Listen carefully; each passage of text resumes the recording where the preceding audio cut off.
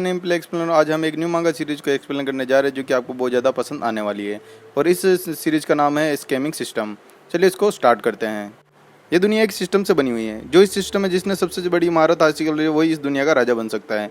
जो हमारा जो मेन कैरेक्टर होता है उसका नाम सू होता है। कहानी की शुरुआत में हम देखते हैं कि एक ऊपर से आसमान में बहुत बड़ी बिजली गिरती है, तो उसके साथ ही एक अनजान लड़का ऊपर से नीचे आता है जिसका नाम सू होता है। वो सीधा जमीन पे आके गिरता है। तभी वो देखता है कि यार ये मैं कहाँ पहुंच गया, और मेरे साथ तो कार एक्सीडेंट हुआ था, और कार एक्सीडेंट के बाद भी मैं कैसे जिंदा बच गया। वो अपने आप को देखने लगता है कि मैं जिंदा कैसे हूँ। मैं आपको सू के बारे में कुछ बताना चाहता हूँ। जो सू होता है वो नए वर्ल्ड के अंदर काफ़ी ज़्यादा ब्राइट स्टूडेंट होता है अपने कॉलेज के अंदर।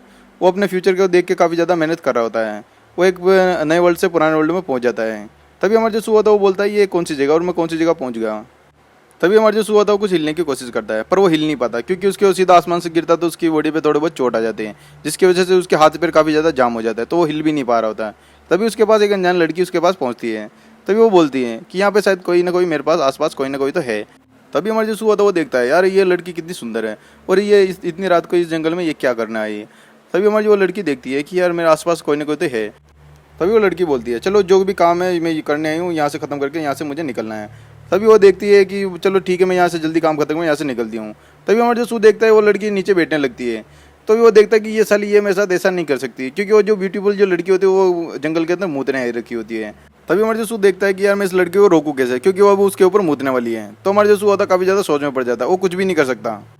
तभी हमारे जो सू होता है बोलता है मैं अभी उसे मेरे ऊपर मुझते हुए नहीं देखना चाहता। वो अपनी आंखें बंद करने लगता है। तभी हमारे जो सू होता है वो अपने आप को हिम्मत करके खड़ा कर देता है। तभी वो बोलता है ये लेडी तुम मेरे साथ ये क्या करने वाली हो, तुम यहाँ मेरे ऊपर मुतने के लिए आई हुई हो क्या।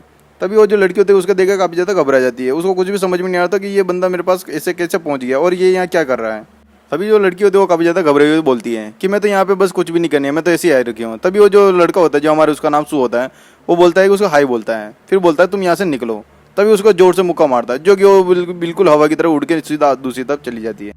तभी हमारे जो सू के दिमाग में कुछ ना कुछ विचार आने लगते हैं। तभी वो देखता है कि ये विचार मेरे को क्यों आ रहे हैं। तभी वो सोचता है कि ये शायद ये विचार इस बॉडी के हैं, जो कि इस वर्ल्ड के अंदर जो उसके साथ हो रखा है वो इस बॉडी के विचार उसके दिमाग में ऑटोमेटिकली आ रहे होते हैं। इस वर्ल्ड के अंदर जो हमारा जो सू होता है एक बहुत बड़ा सम्राट होता है जो कि अनलकी आदमी होता है। एक टाइम पे वो एक अनाथ हुआ करता था, पर वो उसके अंदर काफ़ी ज़्यादा कला होने की वजह से उसे सम्राट बना दिया गया था। जब वो जवान था तो उसे एक प्रिंसेस से शादी करवा दी थी। उसने स्मार्ट बनने के लिए काफ़ी ज़्यादा जी जान से मेहनत की होती है कि उसने बहुत सारा खजाना भी ढूंढ लिया, मतलब कि उसने एक तरह से बहुत ज़्यादा हिस्सा हासिल कर लिया था, और वो सिर्फ 6 साल के अंदर ही द गोल्ड कोर स्टेज के अंदर पहुंच गया था, जो कि एक बहुत बड़ी बात होती है। जो हमारा जो सू होता है वो गोल्डन कोर स्टेज के अंदर पहुंचने के बाद उसकी नई नई शादी होती है राजकुमारी के साथ। सू ने राजकुमारी के साथ टोटल 7 नाइट निकाली थी। फिर वो बोलता है कि यार वो कितनी सुंदर और सेक्सी थी, पर वो सेक्सी होने के साथ ही एक चालाक लोमड़ी थी, जो कि उसका सम्राट का जो उसका पद था उसने छीन लिया होता है, क्योंकि उसके पास जो चीज़ें होती है वो सारी की सारी वो राजकुमारी छीन के ले जाती है, जिसकी वजह से उसका सम्राट का जो पद होता है उससे छीन लिया जाता है। राजकुमारी ने दूसरी शादी कर ली होती है, जिसकी वजह से जो हमारा जो सू होता है उससे सम्राट का पद छीन लिया जाता है। फिर उसके बाद जो उसकी वैल्यू कुछ भी नहीं रह जाती, उसको राज्य से बाहर निकाल दिया जाता है। तो राज्य के अंदर कुछ भी नहीं रह जाती, उसकी वजह से उसको राज्य से बाहर फेंक दिया जाता है। जब राजकुमारी को पता लगा कि सम्राट को बाहर निकाले तो उसने कुछ किलर भेज दिए जो उसको बॉर्डर पे जाते जाते वहीं मार दिया। फिर उसकी बॉडी को कहीं ना कहीं फेंक दिया, जो कि किसी को मिल ना सके। तभी हमारा सू सोचता है कि शायद मैं किसी के साथ बदल गया हूँ। तभी वो बोलता है यार ये कितनी अफसोस की बात है, इसके साथ कितना क्या हुआ। तभी वो उससे जोर से गुस्सा आता है कि मैं उस टाइम क्यों नहीं बदला जिस टाइम मैं सेक्स कर रहा था, क्योंकि मैं भी तो प्रिंसेस के साथ सेक्स करना चाहता था। तभी वो लड़की वापस आती है। वो बोलती है मैं तो यहाँ पे मूतने आई थी, मैं तो सिर्फ अपना रोज का काम कर रही थी, तुम मेरे साथ में तुम यहाँ क्या कर रहे हो, अब मैं तुम्हें मार दूंगी। तभी हमारे जो सू बोलता है ये वापस से कैसे आ गई, अब मैं क्या करूँ, मुझे यहाँ से भागना पड़ेगा। तभी हमारे सू होता है वो भागने लग जाता है। वो लड़की होती है वो बहुत स्पीड से उसकी तरफ बढ़ रही होती है।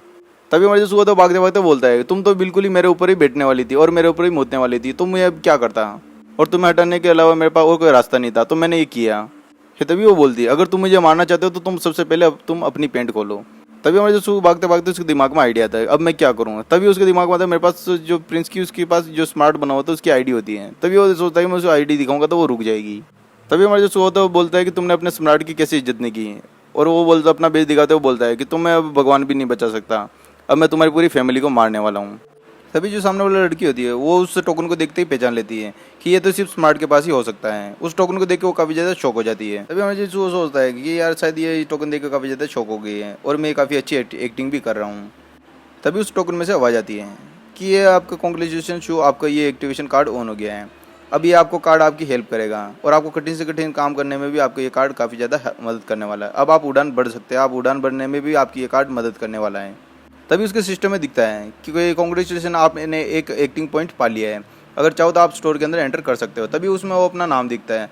फिर उसमें देखता है कि वो बहुत ज़्यादा कमज़ोर है और उसने एक्टिंग पॉइंट उसे सिर्फ एक ही मिला है और उसके जो स्किल्स और उसमें सभी बिल्कुल 0-0 होता है। तो उसको बिल्कुल भी उसके सिस्टम के बारे में उसको कुछ भी समझ में नहीं आ रहा है। तभी वो उसके सिस्टम उसको डिटेक्ट करता है कि आप बहुत ज़्यादा वीक हो। अगर आप चाहो तो आपको बिगिनर जो स्पेशल गिफ्ट है वो आपको मिल चुके हैं। अगर आप चाहो तो उसे यूज़ कर सकते हो। तभी इमरजेंसी वो देखता है कि ये साला ये किसकी आवाज़ है, मैंने तो ये पहले कभी नहीं सुनी और मैंने ये सिस्टम पहली बार देखा है कि ये सब क्या हो रहा है मेरे साथ, और ये आवाज़ कौन है जो ये मेरे कानों में ऑटोमेटिकली गूंज रही है। जो उसको एक्टिंग टफ पॉइंट होता है उसको एक मिल चुका था। तभी वो देखता है कि मैं और भी ज़्यादा एक्टिंग करूँगा तो मुझे और ज़्यादा पॉइंट मिलेंगे। तभी वो सोच में पड़ जाता है। फिर वो सोचता है कि मैं इस पागल लड़की से दूर भागने के लिए मुझे क्या क्या करना पड़ा। अब मेरे पास और कोई रास्ता नहीं है, अब मैं इसी का यूज़ करके मैं इस लड़की से दूर हो सकता हूँ। तभी वो बोलता है, हे लिटिल गर्ल। तभी हमारा जो होता है उस लड़की को बोलता है, तुम्हें पता भी है कि मैं एक बहुत बड़ा सम्राट हूँ और मैं द नोबल रॉयल प्रिंसेस से मैंने शादी कर रखी है। अब तुमने मुझे देखा है तुम्हारे लिए बहुत ही बड़ी बात है और तुम्हें बहुत ज़्यादा गर्व होना चाहिए कि तुमने मुझे देखा है पहली बार। और तुम ये मत सोचना कि तुम उड़ते हो तुम मुझे मार सकती हो, तुम सपने में भी मेरे साथ ऐसा नहीं कर सकती। और मेरे पास 100 सालों का एक्सपीरियंस है और मैं कुछ भी कर सकता हूँ तुम्हारे साथ, तुम्हें ये भी पता है क्या। तभी वो जो लड़की होती है अपने हाथ में तलवार उठा लेती है। फिर वो बोलती है, मुझे पता है कि तुम अभी तक तुम सब जो बता रहे हो मुझे सब झूठ ही बता रहे हो, मैं तुम पे यकीन नहीं करती। तो तभी हमारे जो होता है काफ़ी अच्छी एक्टिंग करा होता है। तभी वो बोलता है, अच्छा तुम्हें बिलीव नहीं होता, चलो आ जाओ, चलो दो हाथ कर लेते हैं। तभी वो बोलता है, आओ ना तुम मेरे ऊपर हमला करो, मैं देखता हूँ कि तुम मेरे साथ क्या क्या करती हो। तभी उसके कानों में वापस से आवाज़ आती है। उसमें वो बोलता है, कॉन्ग्रेचुलेशन, आपने एक और एक्टिंग पॉइंट पा लिया है। आप चाहो तो इसे कुछ ना कुछ खरीद सकते हो या फिर इसे शॉप में एंटर कर सकते हो। इसी के साथ ये एपिसोड यहीं ख़त्म होता है। आप हमें कमेंट करके बता सकते हैं ये एपिसोड आपको कैसा लगा। अगला एपिसोड हम जल्दी लेके आने वाले हैं। इसी के साथ गुड बाय।